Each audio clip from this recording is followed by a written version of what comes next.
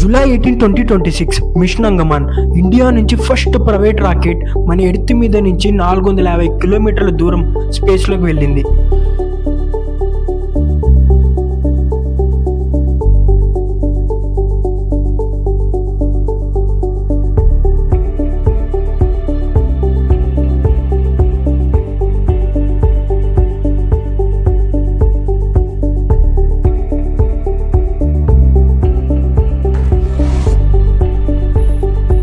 Skyroot aerospace company గురించి క్లియర్గా చూద్దాం.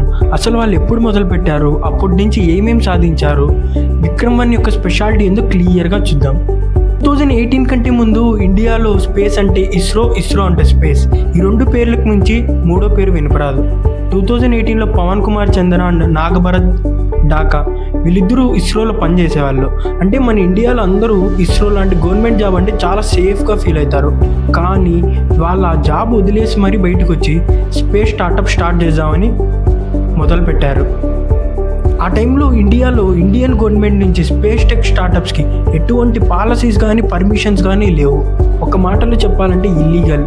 అంటే ఇస్రోకి మించి వేరే ఏ కంపెనీ ఇండియాలో నుంచి స్పేస్లోకి రాకెట్ని లాంచ్ చేయకూడదు. ఇంజనీరింగ్ బ్యాక్గ్రౌండ్ నుంచి వచ్చినందువల్ల వీళ్ళు బిజినెస్ గురించి మొత్తం గూగుల్ చేసి నేర్చుకున్నారు. ఫండింగ్ కోసం చాలామంది ఇన్వెస్టర్స్కి కోల్ మెయిల్స్ పెట్టారు, లింక్డ్ఇన్లో రీచ్ అవుట్ అయ్యారు. ఇక్కడ మనమే అర్థం చేసుకోవాలి, అంటే ఇండియన్ గవర్నమెంట్ నుంచి ఎటువంటి సపోర్ట్ లేని స్పేస్ టెక్లోకి వీళ్ళు ఎంటర్ అవుతున్నారు. ఫండింగ్ అయితే అంత ఈజీగా ఉండదు. చాలామందికి వీళ్ళు మెయిల్స్ పెట్టారు, అప్రోచ్ అయ్యారు. లాస్ట్కి Mukesh Bansal, the man behind Myntra and Cultfit, వీళ్ళని నమ్మి 10 కోట్లు ఇన్వెస్ట్ చేశాడు. అంటే ఇండియన్ గవర్నమెంట్ ఫ్యూచర్లో ఖచ్చితంగా స్పేస్ని లిబరలైజ్ చేస్తుంది అని నమ్మారు. తర్వాత మన హైదరాబాద్లోని టీ హబ్లో 10 మంది టీంతో స్టార్ట్ చేశారు. ఇంకా వీళ్ళు నమ్మినట్టే 16th May 2020కి ఇండియన్ గవర్నమెంట్ స్పేస్ని లిబరలైజ్ చేసింది. అంటే ప్రైవేట్ కంపెనీస్ కూడా వచ్చి ఇండియా నుంచి స్పేస్లోకి రాకెట్స్ లాంచ్ చేయొచ్చు అని. ఇంకా దాని తర్వాత ఇన్స్పేస్ అనే ప్రైవేట్ ఆర్గనైజేషన్ ఎస్టాబ్లిష్ చేసింది. అంటే ప్రైవేట్ స్పేస్ టెక్ కంపెనీస్కి మధ్య ఇస్రోకి మధ్య రిలేషన్షిప్ బిల్డ్ చేయడానికి. ఇంకా వీళ్ళు వెంటనే Dhawan 1 cryogenic engine, Raman engine test, Kalam motor series అని చాలా ఎక్స్పెరిమెంట్ చేశారు. ఇంకా లాస్ట్కి నవంబర్ 18, 2022 వచ్చేసరికి వీళ్ళు ఫస్ట్ విక్రమ్ S అంటే మిషన్ ప్రారంభంతో ఇండియా నుంచి ఒక ప్రైవేట్ రాకెట్ సబ్ ఆర్బిటాల్ స్పేస్లోకి వెళ్ళింది. మన ఎర్త్ నుంచి 89.5 కిలోమీటర్ దూరం స్పేస్లోకి వెళ్ళింది. ఇది వీళ్ళు చాలా సక్సెస్ఫుల్గా కంప్లీట్ చేసుకున్నారు. Successfully launched India's first privately developed rocket, Vikram S. 2025లో ఫార్మర్ ఇస్రో చైర్మన్ మన సోమనాథ్ గారు స్కైరూట్ ఏరోస్పేస్కి చీఫ్ టెక్నికల్ అడ్వైజర్గా జాయిన్ అయ్యారు. అదే 2025లో మన హైదరాబాద్లో 2 లక్షల స్క్వేర్ ఫీట్లో వీళ్ళు ఒక పెద్ద మ్యానుఫ్యాక్చరింగ్ ఫెసిలిటీ ఓపెన్ చేశారు. అదే infinity campus.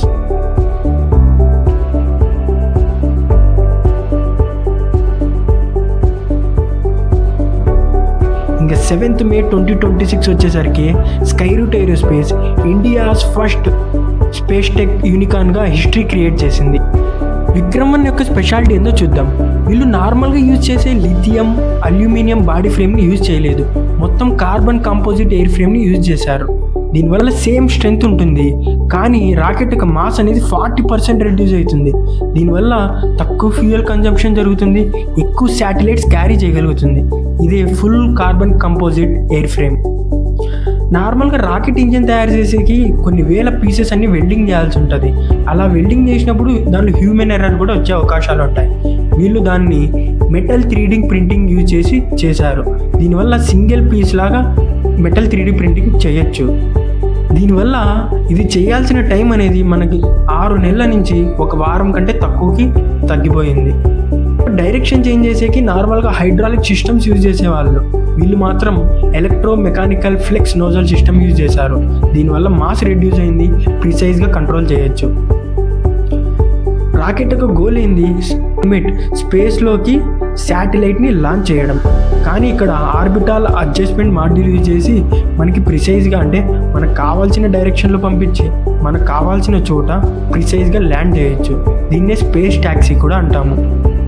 Sun synchronous polar orbit. అంటే వీళ్ళు ఈ ఆర్బిట్ మీద ల్యాండ్ చేసింది ఎందుకంటే దీని మీద ల్యాండ్ చేసిన శాటిలైట్ అనేది సేమ్ డేకి అంటే ప్రతిరోజు సేమ్ టైంకి అదే ప్లేస్కి వచ్చి ఇమేజెస్ క్యాప్చర్ చేయగలుగుతుంది. దీనివల్ల జరిగే చిన్న చిన్న చేంజెస్ కూడా క్యాప్చర్ చేయొచ్చు. దీనివల్ల మనకు అగ్రికల్చర్, వెదర్ ఫోర్కాస్టింగ్లో, డిజాస్టర్ మేనేజ్మెంట్లో చాలా హెల్ప్ అవుతుంది. స్కై రూట్ ఏరోస్పేస్ ఇంతకుముందు టీ హబ్లో 10 మంది ఎంప్లాయీస్తో స్టార్ట్ అయ్యి ఈరోజు 1000కి పైగా ఎంప్లాయీస్తో ఇండియన్ ప్రైవేట్ స్పేస్ టెక్ని డిసైడ్ చేస్తుంది. Great story.